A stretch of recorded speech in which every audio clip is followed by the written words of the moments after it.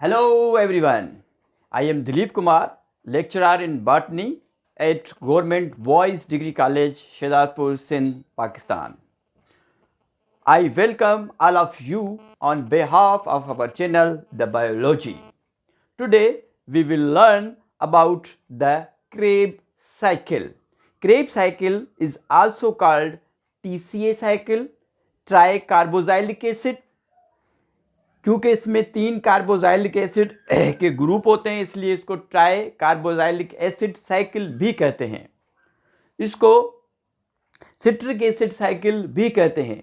इसको citric acid cycle इसलिए कहते हैं क्योंकि इसमें जो फर्स्ट मॉलिक्यूल बनता है या फर्स्ट कंपाउंड बनता है उसको सिट्रेट या सिट्रिक एसिड भी कहते हैं। इसको क्रेब्स साइकिल क्यों कहते हैं? क्योंकि इस साइकिल को जो इंट्रोड्यूस करवाया था एक बायोकेमिस्ट सर हैंस क्रेब, जिन्होंने कि इंट्रोड्यूस करवाया था इस साइकिल को, इसलिए इसको हैंस क्रेब साइकिल भी कहते हैं। तो ये तीनों नाम इसके हैं, आपने इसके तीनों नाम आपने याद करने हैं।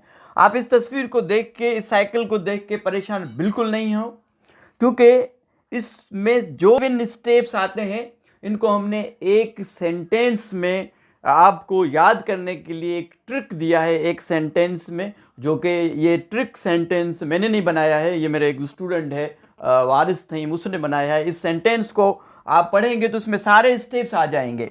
सेंटेंस क्या है? Our city is kept save and secure from mobster.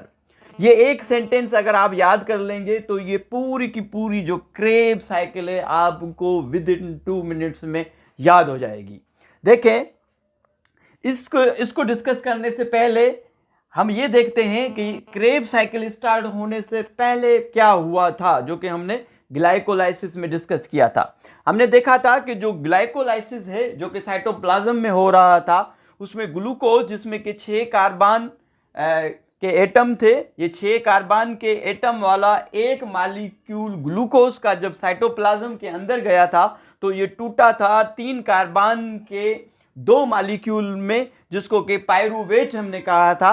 Pyruvate की एंट्री साइटोप्लाज्म से माइटोकॉन्ड्रिया में होने से पहले भी एक स्टेप था, जो मैंने कहा था कि जो 4th नंबर स्टेप है ये है कि ये केमिकल चेंजेस हुई किसमें, जो पायरूवेट है उसमें। पायरूवेट जो कि 3 कार्बन वाला मॉलिक्यूल है उसमें से एक कार्बन डाइऑक्साइड की सूरत में निकल जाता है और यहाँ पे हाइड्रोजन के साथ इलेक्ट्रॉन इस NAD के साथ मिलके NADH बनाते हैं, और ये जो 3 कार्बन वाला जो मॉलिक्यूल है पायरूवेट, ये चेंज हो जाता है 2 कार्बन वाले मॉलिक्यूल में, जिसको एसिटाइल ग्रुप कहा था।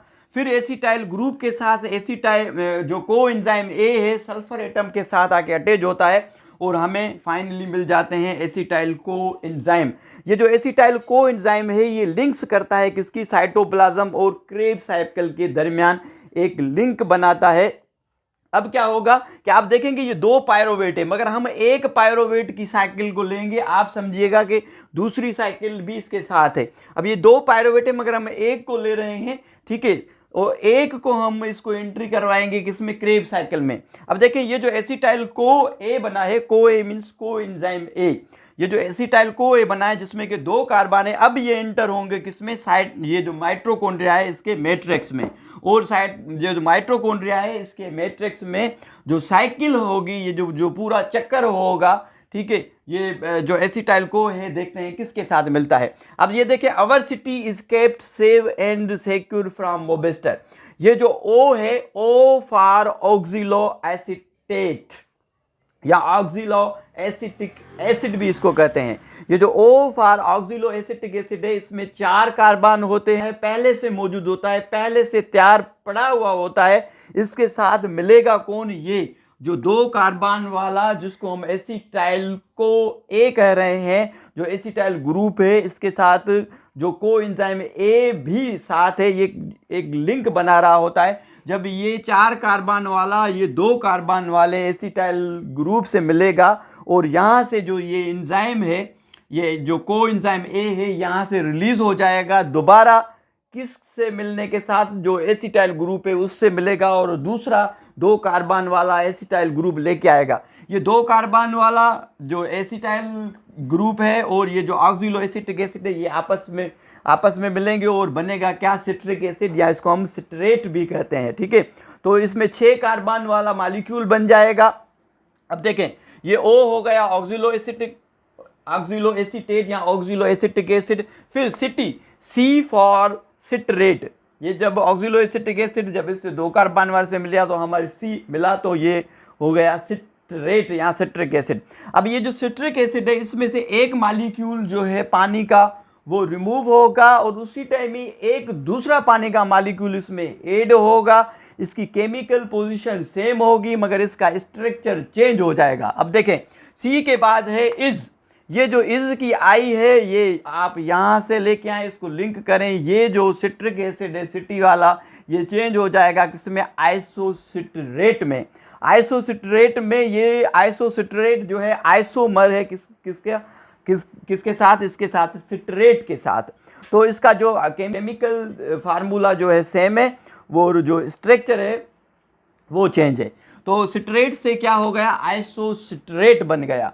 जब आइसोसिट्रेट में से हाइड्रोजन का रिमूव होगा और हाइड्रोजन के रिमूव होने के दौरान क्या होगा कि हाइड्रोजन के साथ इलेक्ट्रॉन भी जो है रिलीज होंगे और ये जो आइसोसिट्रेट है ये ऑक्सीडाइज्ड होगा और NAD जो यहाँ पे पड़ा है वो होगा क्या, रिड्यूस होगा और NAD के साथ बन जाएगा क्या, रिड्यूस होके क्या बनाएगा, NADH।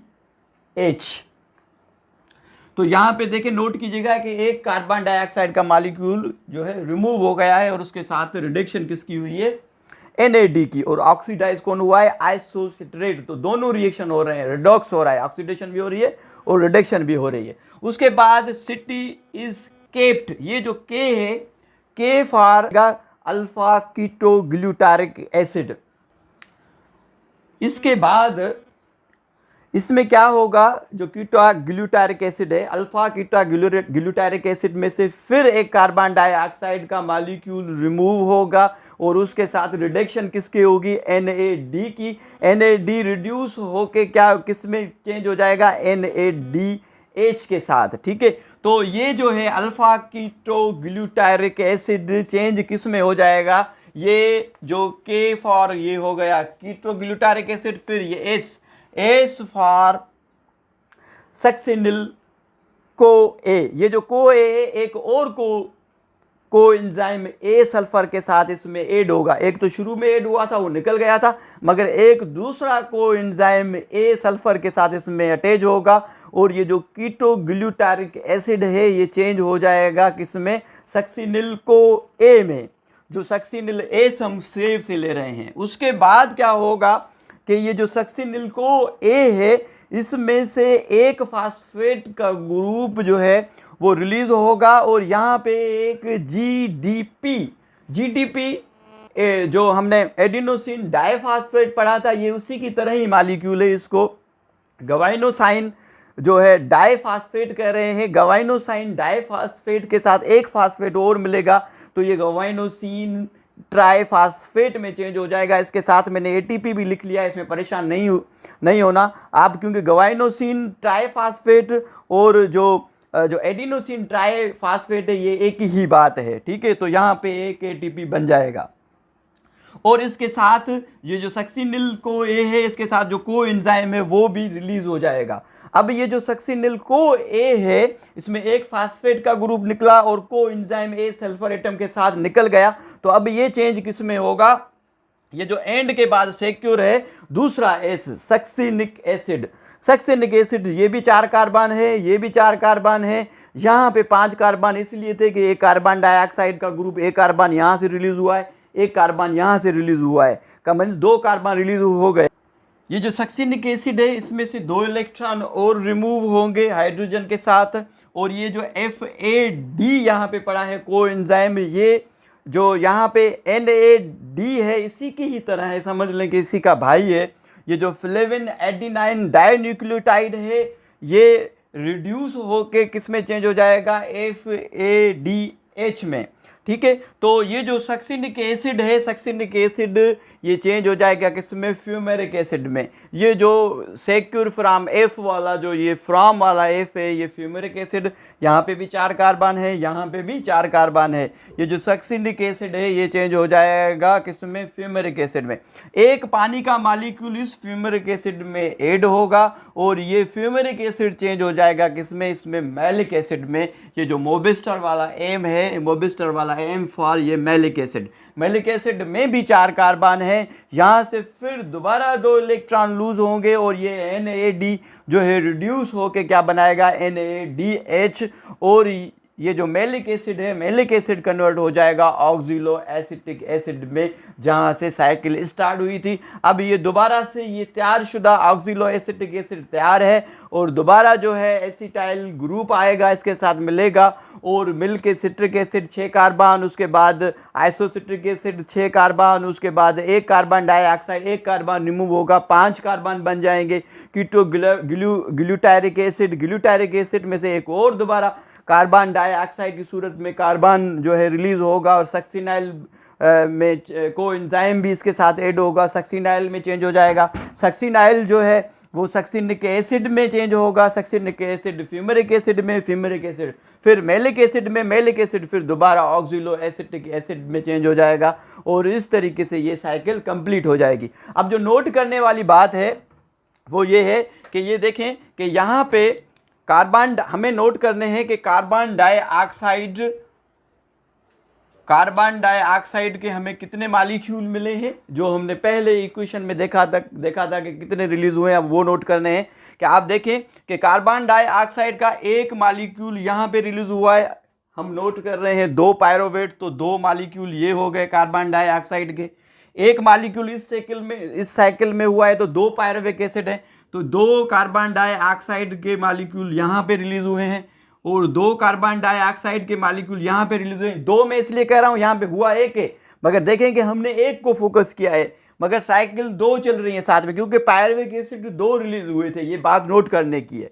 तो ये कितने हो गए, 2 और 2 4, 4 और 2 ये 6। तो 6 मॉलिक्यूल जो हम इक्वेशन में हमने लिखे थे कार्बन डाइऑक्साइड के, ये 6 मॉलिक्यूल कंप्लीट हो गए।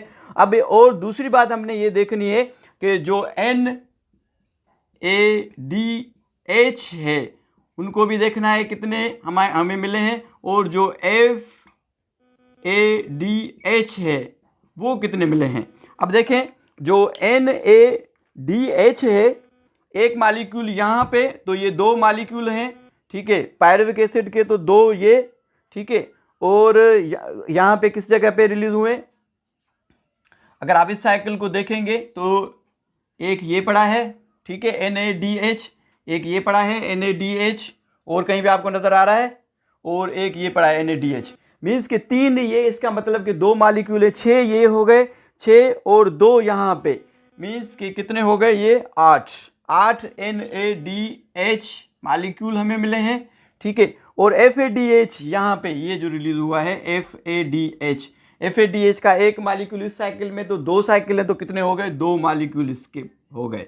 अब हम जाएंगे किसके पास, इलेक्ट्रॉन ट्रांसपोर्ट चेन के पास। हमारे पास मटेरियल है NADH है, NADH हमें जो है ग्लाइकोलाइसिस में भी मिले थे, उनको भी हम इसके साथ शामिल करेंगे। और FADH है हमारे पास, और कार्बन डाइऑक्साइड के 6 मॉलिक्यूल रिलीज हो गए हैं। और इसमें जो ATP हमने पहले कहा था कि क्रेब साइकिल में ATP कितने बनेंगे, 2 बनेंगे। अब आप देख लें कि यहाँ पे ATP कहाँ पे बने हैं, ये 1 मॉलिक्यूल जो ATP का बना है यहाँ पे इस साइकिल में, 1 ATP का मॉलिक्यूल, जब 1 पायरुविक एसिड जब चेंज हुआ एसिटाइल कोएंजाइम में और वो साइकिल में गया है क्रेब साइकिल में, तो उसमें 1 ATP का मिला है, तो 2 मॉलिक्यूल हमारे पास हैं, तो ATP कितने होंगे, 2। तो क्रेब साइकिल में हमारे पास जो ATP है उनकी तादाद भी 2 हमें मिल गई, 2 जो है ग्लाइकोलाइसिस में हमें मिली। तो आज के लिए इतना ही। मुझे उम्मीद है कि आपको क्रेब साइकिल समझ में आई होगी।